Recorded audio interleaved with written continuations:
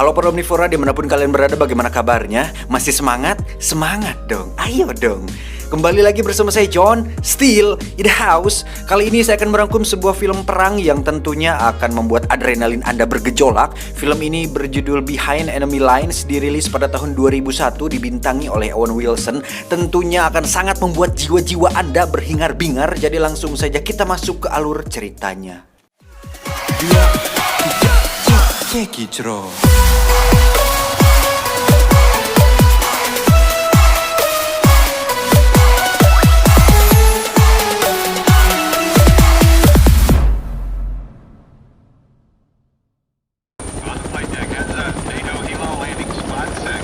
Berlatar belakang di saat tengah terjadi konflik bersenjata, kita akan melihat tentara Serbia sedang menguburkan jasad para warga sipil yang menjadi korban akibat keberingasan sang pemimpin dari tentara pemberontak tersebut.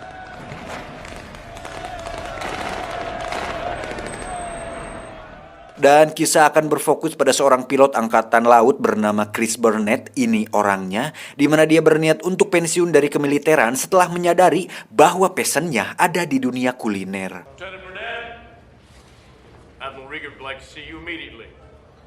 Thank you. Maybe he wants to give you his daughter's phone number. Ini adalah komandannya Chris, di mana beliau menyuruh Chris bersama rekannya untuk melakukan pengintaian di dekat lokasi di Serbia yang menjadi tempat terjadinya konflik bersenjata tersebut.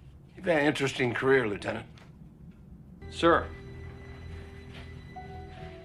Ini adalah Steakhouse, co-pilot sekaligus sahabat dekat Chris yang selama ini sudah dianggapnya saudara karena sering pipis bareng di toilet.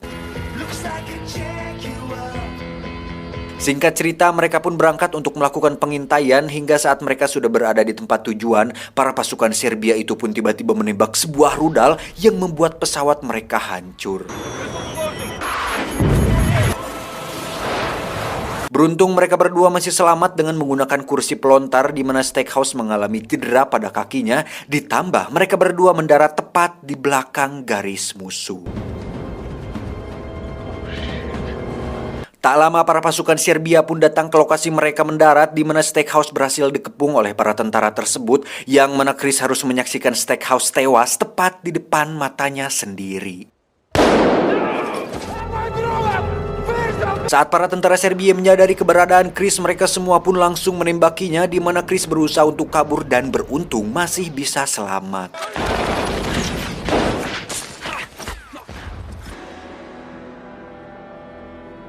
Ketika sampai di tempat aman, Chris pun mencoba menghubungi pusat, di mana si komandan mengutus tim cepat tanggap untuk menjemput Chris di titik yang sudah ditentukan.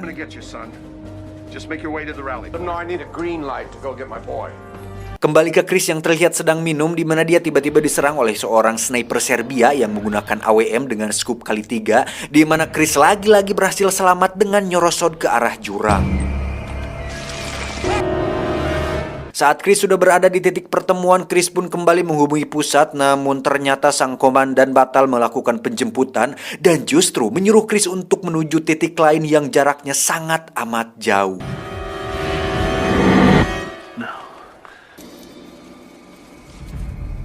Menggunakan citra satelit, sang komandan pun terus mengawasi Chris dari kejauhan, di mana beliau dan para staf melihat Chris sedang berlari dan jatuh di sebuah kubangan lumpur, yang mana itu adalah bekas tempat dikuburnya para warga sipil yang menjadi korban akibat konflik yang sedang terjadi.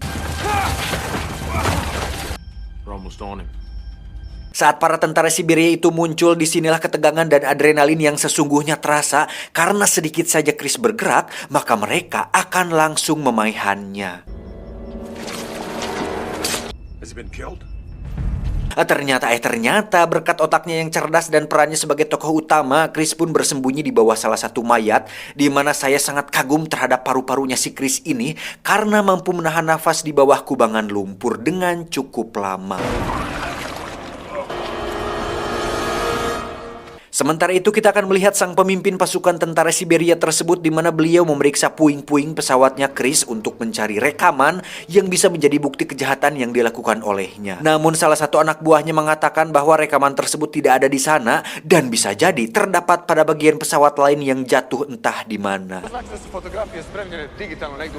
Kembali ke Chris yang terlihat sudah sampai di sebuah reruntuhan bangunan di mana dia nyaris menginjak sebuah ranjau peledak hingga saat para tentara jahat itu muncul, Chris pun dengan cepat berlari sambil menghindari ranjau yang bertebaran, dan saat para tentara itu akan menembak, mereka dengan cerobohnya menginjak salah satu ranjau yang membuat semua ranjau lain meledak.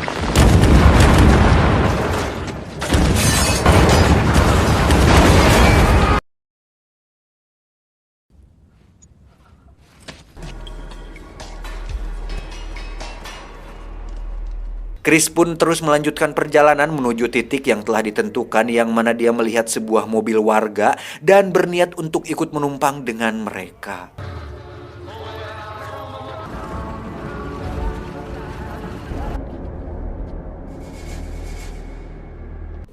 Tanpa dia sadari, si sniper pun mengetahui kemana Chris pergi dan menelepon pusat untuk mengirim pasukan ke sana.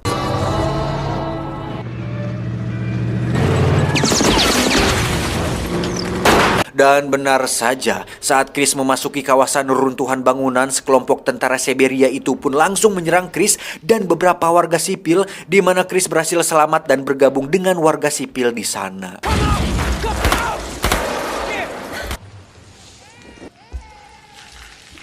Tapi tiba-tiba, ya, para tentara itu pun meledakkan gedung untuk kemudian mereka memeriksa jasad para korban satu persatu dan akhirnya menemukan sekujur bangkai manusia yang memakai seragam si Chris. Sempat mengira itu adalah Chris, si sniper pun yakin bahwa itu bukanlah dia. Apalagi ketika melihat tato pada jasad tersebut, si sniper pun semakin yakin bahwasannya Chris masih hidup dan berhasil melarikan diri. Dan memang betul, Chris yang cerdas pun mengelabui mereka dengan mengganti seragamnya, di mana dia dan salah satu pemuda sipil di sana mencoba untuk pergi ke lokasi titik penjemputan.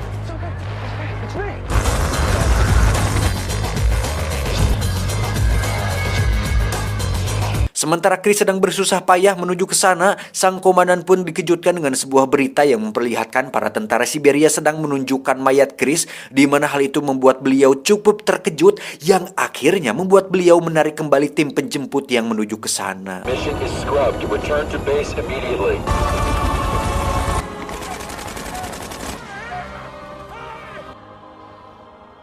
Saat Chris sedang putus asa karena gagal pulang, dia pun melihat secercah harapan ketika melihat sebuah patung besar, di mana patung tersebut merupakan tempat jatuhnya alat perekam atau kursi pelontar yang ada pada puing pesawat miliknya.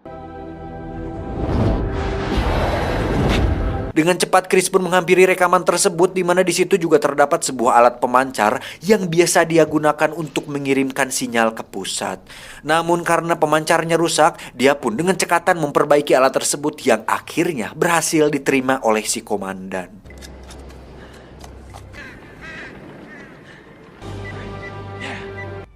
It's the homing beacon, sir. On the second ejection seat. Para staf pun sempat meragukan bahwa itu bukanlah Chris, melainkan sebuah jebakan para tentara Siberia. Namun ketika hati dan jiwa yang berbicara, sang komandan pun yakin bahwa itu adalah Chris. Dan sebagai komandan yang baik, beliau pun nekat untuk melakukan penjemputan sendiri dan rela dicopot jabatannya asal anak buahnya bisa diselamatkan. Dan itu baru pemimpin idola.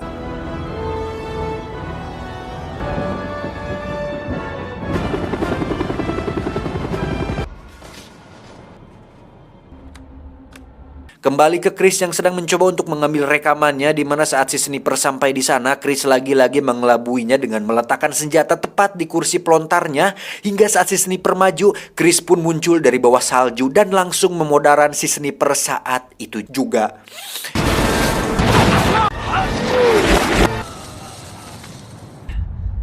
Tak lama muncullah si ketua tentara bersama pasukannya, di mana saat mereka semua menderedet Chris secara membabi buta. Dan ketika Chris terdesak, disinilah letak beruntungnya menjadi tokoh utama, karena tiba-tiba muncullah sang komandan bersama pasukan yang langsung menyerang para tentara Siberia tersebut.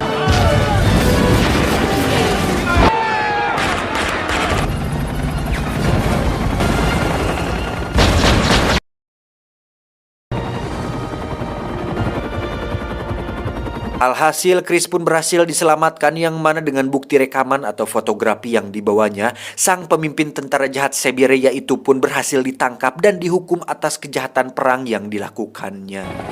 This is why they killed Snackout! Sang komandan sendiri dicopot jabatannya dan dipindahkan ke bagian administrasi, namun dia memilih pensiun dengan cara terhormat dan mendapat penghargaan dari semua bawahannya atas tindakan berani yang dilakukannya. Tamat, ending yang memperangkan.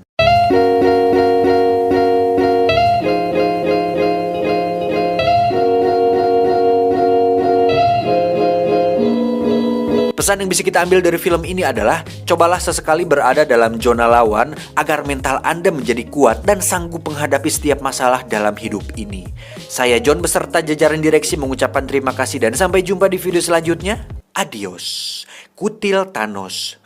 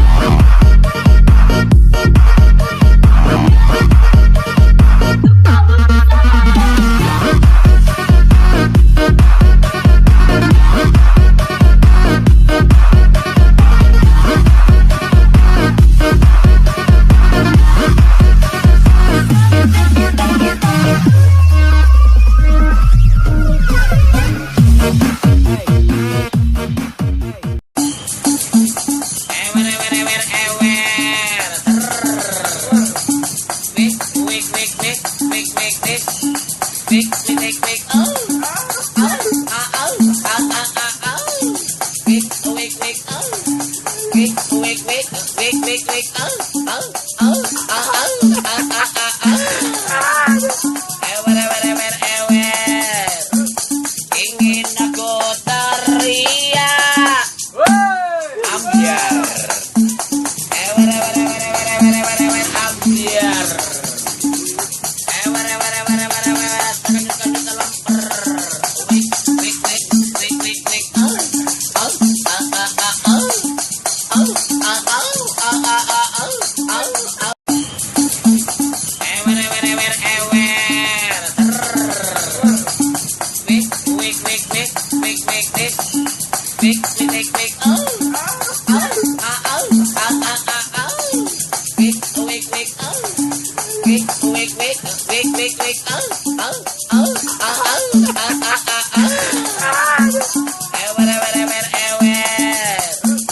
ingin aku teriak, ambiar,